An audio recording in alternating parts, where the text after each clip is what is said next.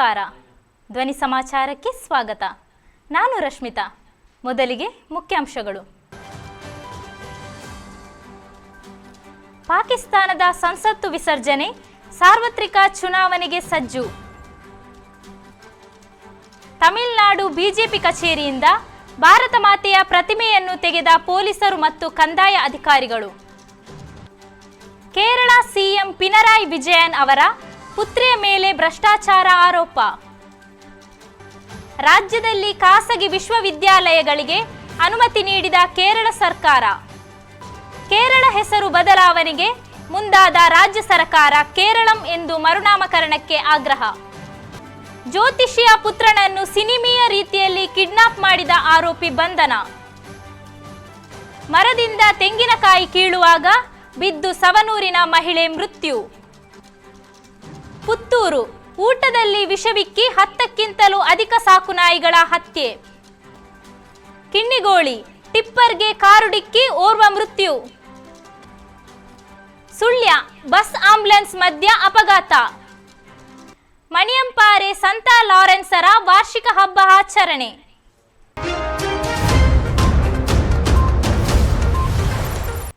ರಾಷ್ಟ್ರೀಯ ಪ್ರಕ್ಷುಬ್ಧತೆ ಹಾಗೂ ಆರ್ಥಿಕ ಬಿಕ್ಕಟ್ಟಿನ ನಡುವೆಯೂ ಪಾಕಿಸ್ತಾನದಲ್ಲಿ ಪ್ರಧಾನಿ ಶೆಹಬಾಜ್ ಷರೀಫ್ ಶಿಫಾರಸಿನ ಮೇರೆಗೆ ಸಂಸತ್ತನ್ನು ಬುಧವಾರ ತಡರಾತ್ರಿ ವಿಸರ್ಜಿಸಲಾಗಿದೆ. ಇದೀಗ ಸಾರ್ವತ್ರಿಕ ಚುನಾವಣೆಗೆ ವೇದಿಕೆ ಸಜ್ಜಾಗಿದೆ. ಪಾಕ್ ಸಂಸತ್ತಿನ 5 ವರ್ಷಗಳ ಅವಧಿ ಪೂರ್ಣಗೊಳ್ಳಲು 3 ದಿನಗಳ ಮುಂಚಿತವಾಗಿಯೇ ವಿಸರ್ಜಿಸಲಾಗಿದೆ.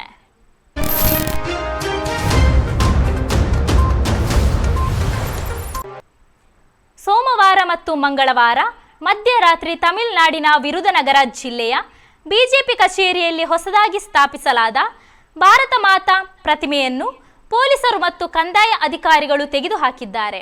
ತಮಿಳುನಾಡು ಬಿಜೆಪಿ ಮುಖ್ಯಸ್ಥ ಕೆ ಅನ್ನಮಲೈ ಅವರ ಎನ್ ಮಕ್ಕಳ್ ಪಾದಯಾತ್ರೆ ಆಗಸ್ಟ್ 9 ಮತ್ತು 11 ನಡುವೆ ವಿರುಧನಗರ ಪ್ರವೇಶಿಸುವ ಮುನ್ನ ಪಕ್ಷದ ಮುಖಂಡರು ಹಾಗೂ ಜಿಲ್ಲಾ ಪಕ್ಷದ ಪ್ರಧಾನ ಕಚೇರಿಯಲ್ಲಿ ಕಪ್ಪು ಕಲ್ಲಿನಲ್ಲಿ ಮಾಡಿದ ಭಾರತ ಮಾತೆಯ ಪ್ರತಿಮೆಯನ್ನು ಪ್ರತಿಷ್ಠಾಪಿಸಿದ್ದರು.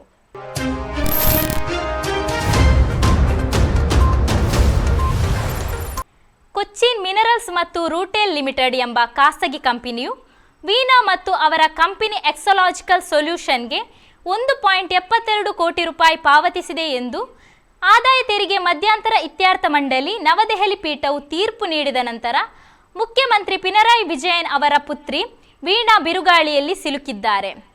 ಕಳೆದ 3 ವರ್ಷಗಳಿಂದ ಯಾವುದೇ ಸೇವೆಗಳನ್ನು ಒದಗಿಸದಿದ್ದರೂ ವೀಣಾ ಮತ್ತು ಅವರ ಕಂಪನಿಯು ಸಿಎಂಆರ್ಎಲ್ನೊಂದಿಗೆ ಐಟಿ ಸಾಫ್ಟ್ವೇರ್ ಮತ್ತು ಮಾರ್ಕೆಟಿಂಗ್ ಸೇವೆಗಳನ್ನು ಒದಗಿಸಲು ಒಪ್ಪಂದ ಮಾಡಿಕೊಂಡಿದೆ. ಆದರೆ ಈ ಸೇವೆಗಳನ್ನು ನೀಡದೆಯೇ ಕ್ರಮವಾಗಿ 5 ಲಕ್ಷ ಮತ್ತು 3 ಲಕ್ಷ ರೂಪಾಯಿಗಳ ಮಾಸಿಕ ಪಾವತಿಗಳನ್ನು ಪಡೆಯುವುದನ್ನು ಮುಂದುವರಿಸಿದೆ ಎಂದು ಪೀಠ ಹೇಳಿದೆ.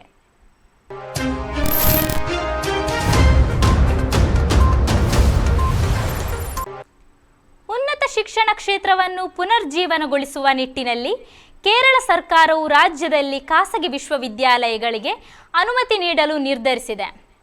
ರಾಜ್ಯ ಉನ್ನತ ಶಿಕ್ಷಣ ಸುಧಾರಣೆಗಳನ್ನು ಜಾರಿಗೆ ತರಲು ಸ್ಥಾಪಿಸಲಾದ ವಿಶೇಷ ಕೋಶವು ಖಾಸಗಿ ವಿಶ್ವವಿದ್ಯಾನಿಲಯಗಳಿಗೆ ಸಂಬಂಧಿಸಿದ ಶುಲ್ಕ ರಚನೆ, ಮೀಸಲಾತಿ ಮತ್ತು ಇತರ ವಿಷಯಗಳನ್ನು ಪರಿಗಣಿಸಲು ಉನ್ನತ ಶಿಕ್ಷಣ ಇಲಾಖೆಗೆ ಚಾಲನೆ ನೀಡಲಾಯಿತು.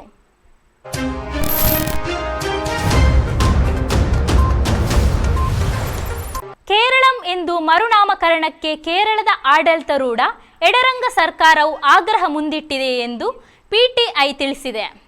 ಕೇರಳ ರಾಜ್ಯದ ಹೆಸರು ಕೇರಳಂ ಎಂದು ಸಂವಿಧಾನ ಮತ್ತು ಎಲ್ಲ ಅಧಿಕೃತ ದಾಖಲೆಗಳಲ್ಲಿ ಮರುನಾಮಕರಣಗೊಳ್ಳಬೇಕು ಎಂಬುದು ಕೇರಳ ಸರ್ಕಾರದ ಬೇಡಿಕೆಯಾಗಿದೆ.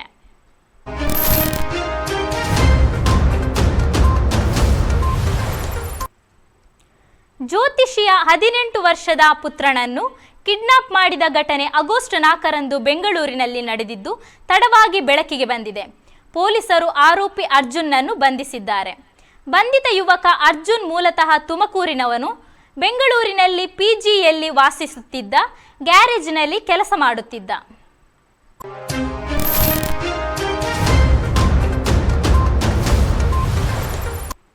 ತೆಂಗಿನ ಮರ ಹತ್ತಿ ತೆಂಗಿನಕಾಯಿ ಕೀಳುವ ಕಾಯಕದಲ್ಲಿ ಖ್ಯಾತಿ ಪಡೆದಿದ್ದ ಪ್ರಮೋದ್ ಬೊಳ್ಳಾಜಿಯವರ ಪತ್ನಿ ಸುಚಿತ್ರಾರವರು ತೆಂಗಿನಕಾಯಿ ಮರದಿಂದ ಬಿದ್ದು ಮೃತಪಟ್ಟ ಘಟನೆ ಸಾವನೂರು ಸಮೀಪದ ಪುನ್ನಪ್ಪಾಡಿ ಗ್ರಾಮದಲ್ಲಿ ನಡೆದಿದೆ.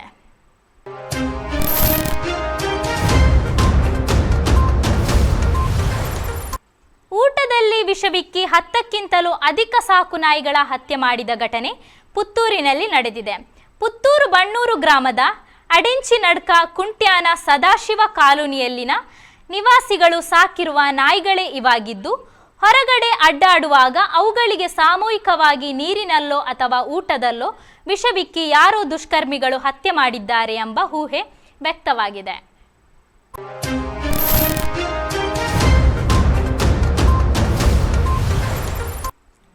ಟಿಪ್ಪರ್ಗೆ ಕಾರು ಡಿಕ್ಕಿ ಹೊಡೆದ ಪರಿಣಾಮ ಕಾರಿನಲ್ಲಿದ್ದ 6 ಮಂದಿಯಲ್ಲಿ ಓರ್ವರು ಮೃತಪಟ್ಟ ಘಟನೆ ಕಿನ್ನಿಗೋಳಿ ಸಮೀಪದ 3 ಕಾವೇರಿಯಲ್ಲಿ ನಡೆದಿದೆ. ಮೃತಪಟ್ಟವರನ್ನು ಬೆಳುವಾಯಿ ನಿವಾಸಿ ರಾಮಣ್ಣ ಎಂದು ಗುರುತಿಸಲಾಗಿದೆ. ಐಕಳ ಕಡೆಯಿಂದ ಮುಲ್ಕಿ ಕಡೆ ಸಂಚರಿಸುತ್ತಿದ್ದ ಟಿಪ್ಪರ್, ಮುಲ್ಕಿಯಿಂದ ಬೆಳುವಾಯಿ ಕಡೆಗೆ ಸಂಚರಿಸುತ್ತಿದ್ದ ಕಾರು 3 ಕಾವೇರಿ ಸಮೀಪದಲ್ಲಿ ಟಿಪ್ಪರ್ಗೆ ಡಿಕ್ಕಿ ಹೊಡೆದಿದೆ. ಡಿಕ್ಕಿ ಹೊಡೆದ ರಭಸಕ್ಕೆ ಕಾರು ಸಂಪೂರ್ಣ ನಜ್ಜುಗುಜ್ಜಾಗಿದ್ದು ಟಿಪ್ಪರಿಗೂ ಹಾನಿಯಾಗಿದೆ.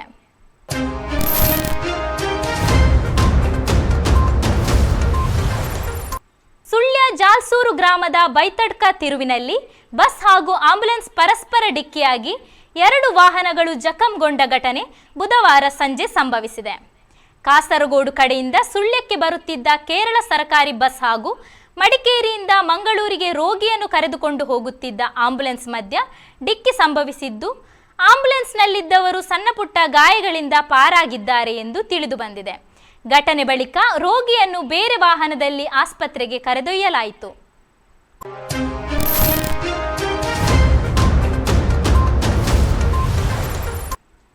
ಕೇರಳ ಕೋಆಪರೇಟಿವ್ ಎಂಪ್ಲಾಯೀಸ್ ಕೌನ್ಸಿಲ್ನ ತಿರುವನಂತಪುರ ಸೆಕ್ರೆಟರಿಯೇಟ್ ಮುಂಭಾಗದಲ್ಲಿ ನಡೆಯಲಿರುವ ತ್ರಿದಿನ ಸತ್ಯಾಗ್ರಹದ ಉತ್ತರ ವಲಯ ಜಾಥಾ ಮಂಜೇಶ್ವರ ಹೊಸಂಗಡಿಪೇಟೆಯಲ್ಲಿ ಜರುಗಿತು. ಕೇರಳ ಕೋಆಪರೇಟಿವ್ ಎಂಪ್ಲಾಯೀಸ್ ಕೌನ್ಸಿಲ್ನ ತಿರುವನಂತಪುರ ಸೆಕ್ರೆಟರಿಯೇಟ್ ಮುಂಭಾಗದಲ್ಲಿ ನಡೆಯಲಿರುವ ತ್ರಿದಿನ ಸತ್ಯಾಗ್ರಹದ ಉತ್ತರ ವಲಯ ಜಾಥಾ ಮಂಜೇಶ್ವರ ಹೊಸಂಗಡಿಪೇಟೆಯಲ್ಲಿ ಜರುಗಿತು. ಕಾರ್ಯಕ್ರಮದ ಅಧ್ಯಕ್ಷತೆಯನ್ನು ರಾಮಕೃಷ್ಣ ಕಡಂಬರ್ ವಹಿಸಿದರು. ಕೆಸಿಇಸಿ ರಾಜ್ಯ ಪ್ರಧಾನ ಕಾರ್ಯದರ್ಶಿ ವಿಲ್ಸನ್ ಆಂಟಿನ್ ಜಾಥಾ ಕ್ಯಾಪ್ಟನ್ ಕಾಮ್ರೇಡ್ ಬಿ ಸುಕುಮಾರನ್ ರವರಿಗೆ ಧ್ವಜ ಹಸ್ತಾಂತರಿಸುವ ಮೂಲಕ ಕಾರ್ಯಕ್ರಮವನ್ನು ಉದ್ಘಾಟಿಸಿದರು. ರಾಜನ್ ನಾಯರ್ ಸ್ವಾಗತಿಸಿ ಕೇಶವ ಬಾಯ್ಕಟ್ಟೆ ವಂದಿಸಿದರು. ಸಿಪಿಐ ಮಂಜೇಶ್ವರ ಮಂಡಲ ಕಾರ್ಯದರ್ಶಿ ಜಯರಾಮ ಬಲ್ಲಂಗುಡೆಲ್, ಜಾಥಾ ನಿರ್ದೇಶಕ ಎಂ ವಿನೋದ್, ಜಾಥಾ ಕ್ಯಾಪ್ಟನ್ ಬಿ ಸುಕುಮಾರನ್, ಮಂಜೇಶ್ವರ ಮಂಡಲ ಕಾರ್ಯದರ್ಶಿ ಎಸ್ ರಾಮಚಂದ್ರ ಬಡಾಜೆ ಮೊದಲಾದವರು ಮಾತನಾಡಿದರು ಮತ್ತು ಕೇರಳ ಕೋಆಪರೇಟಿವ್ ಎಂಪ್ಲಾಯೀಸ್ ಕೌನ್ಸಿಲ್ನ ಸದಸ್ಯರು ಭಾಗಿಗಳಾಗಿದ್ದರು. കേരളത്തിൽ നടത്തുന്ന മേഖലാ ജാഥ 4 മേഖലാ ജാഥകൾ ഇന്ന് ഉദ്ഘാടനം ചെയ്യപ്പെടുകയാണ്.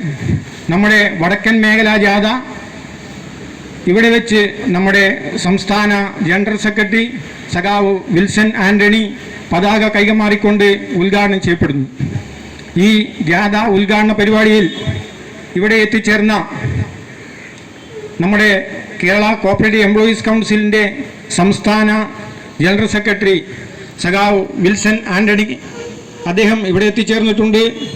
അദ്ദേഹത്തെ സംഘാടക സമിതിക്ക് വേണ്ടിയും നിങ്ങൾക്കെല്ലാവർക്കും വേണ്ടിയും ഹാർദവമായി സ്വാഗതം ചെയ്യുന്നു.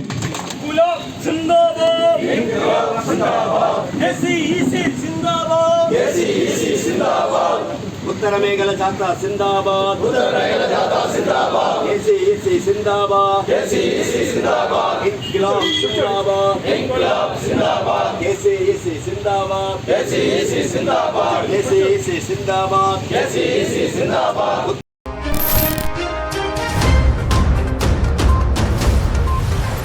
ಹೊಸಂಗಡಿಪೇಟೆಯಲ್ಲಿ ಬರದಲ್ಲಿ ನಡೆಯುತ್ತಿರುವ ರಾಷ್ಟ್ರೀಯ ಹೆದ್ದಾರಿ ಕಾರ್ಯ, ಮೇಲ್ಸೇತುವೆ ಕಾರ್ಯ ಸಂಪೂರ್ಣಗೊಂಡಿದ್ದು ಅಂಡರ್ ಪಾಸ್ ಅತಿ ಶೀಘ್ರ ತೆರೆಯುವ ಸಾಧ್ಯತೆ.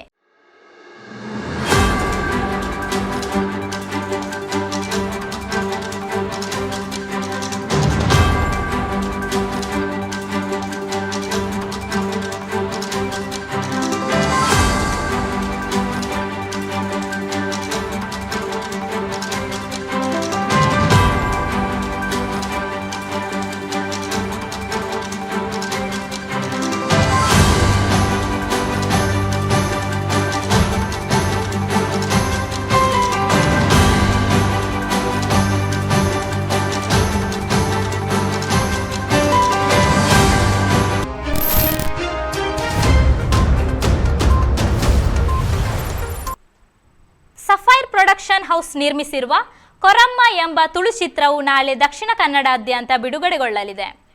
ತುಳುನಾಡ ಸಂಸ್ಕೃತಿ, ಆಚಾರ ವಿಚಾರ, ನಡೆನುಡಿ, ಜೀವನ ಪದ್ಧತಿ ಇವೆಲ್ಲವುಗಳ ಐಕ್ಯವಾಗಿರುವ ಕತೆ ಚಿತ್ರವನ್ನು ಶಿವಧ್ವಜ್ ಶೆಟ್ಟಿಯವರು ನಿರ್ದೇಶನ ಮಾಡಿದ್ದಾರೆ. ಇಂದು ಮಂಗಳೂರು ಪ್ರೆಸ್ ಕ್ಲಬ್ಬಲ್ಲಿ ಕರೆಯಲಾದ ಪ್ರೆಸ್ ಮೀಟಲ್ಲಿ ಚಿತ್ರತಂಡವು ಚಿತ್ರದ ಸವಿವರಗಳನ್ನು ನೀಡಿದರು. ಕೊರಮ ಅಂದರೆ ಅದೇ ಅದು ನಮ್ಮ ತುಳುನಾಡಿನಲ್ಲಿ ಒಂದು ವ್ಯಕ್ತಿಯ ಹೆಸರು. ಸಹಜವಾಗಿ ಅದು ಘಟ್ಟದ ಮೇಲೆ ಆದರೆ ಅದು ಒಂದು ಕಮ್ಯುನಿಟಿಯ ಹೆಸರು ಕೊರಾಮ ಅಂತ ಇದೆ. ಅಮ್ಮ ಗೊತ್ತಿಲ್ಲ. ಸೊ ನನ್ನಲ್ಲಿ ಒಬ್ಬ ಅದರದ ಮುಖ್ಯ ಪಾತ್ರಧಾರಿನೇ ಕೊರಮ. ಅದು ಹ್ಯೂಮನ್ ಅಂತಂದು ಹಾಕಿದ್ದೀನಿ. ಹ್ಯೂಮನ್ ಅಂತ ಅಂದರೆ ಒಬ್ಬ ಮನುಷ್ಯ ಅಂತ. ಸಹಜವಾಗಿ ನಾವೇನು ಹೇಳ್ತೇವೆ, ನಾವು ಮನುಷ್ಯರು ನಮ್ಮ ಒಳಗಡೆ ಇರುವ ಒಂದು ಬಾಂಧವ್ಯ ಹೇಗಿರುತ್ತೆ ಅನ್ನೋದೇ ಅದೊಂದು ಸೂಕ್ಷ್ಮತೆ. ನಮ್ಮ ತುಳುನಾಡು ಅನೇಕ ವರ್ಷಗಳಿಂದ ಜಾತಿ ವ್ಯವಸ್ಥೆಯಲ್ಲಿ ನಾವು ಬದುಕ್ತಾ ಇದ್ದೇವೆ. ಅದನ್ನು ಈಗಲೂ ಅನುಸರಿಸ್ತಾ ಇದ್ದೇವೆ.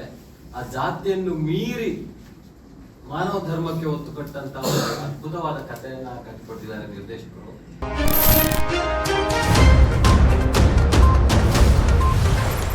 ಬೆಳೆ ಸಿರಿ ಮೊಳಕೆಯಲ್ಲಿ ಎಂಬಂತೆ ಪುಟಾಣಿ ಮಕ್ಕಳು ಚೇಷ್ಟೆಯ ಮೂಲಕ ತಮ್ಮ ಆಸಕ್ತಿಯನ್ನು ಪ್ರಕಟಿಸುತ್ತಾರೆ.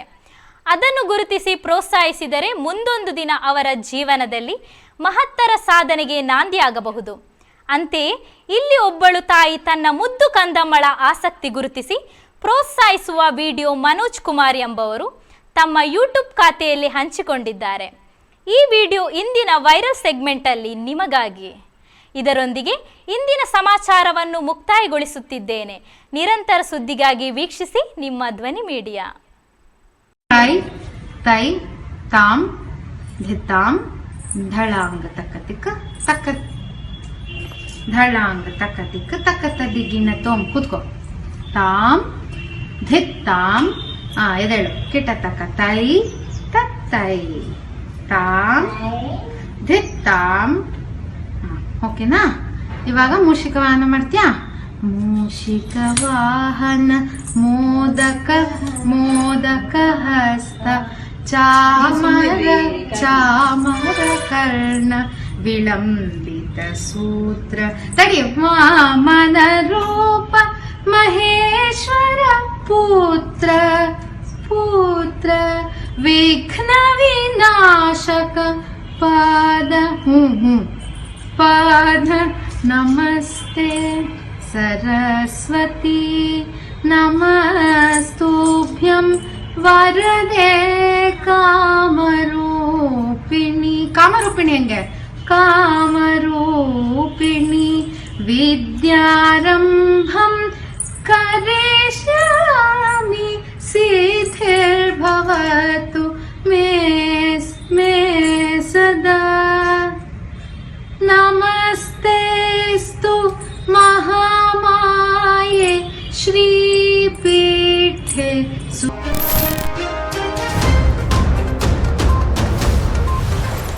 ನಿಮ್ಮ ನೆಚ್ಚಿನ ಧ್ವನಿ ಮೀಡಿಯಾ ಆಪ್ ಇದೀಗ ಗೂಗಲ್ ಪ್ಲೇಸ್ಟೋರ್ನಲ್ಲಿ ಲಭ್ಯವಿದೆ.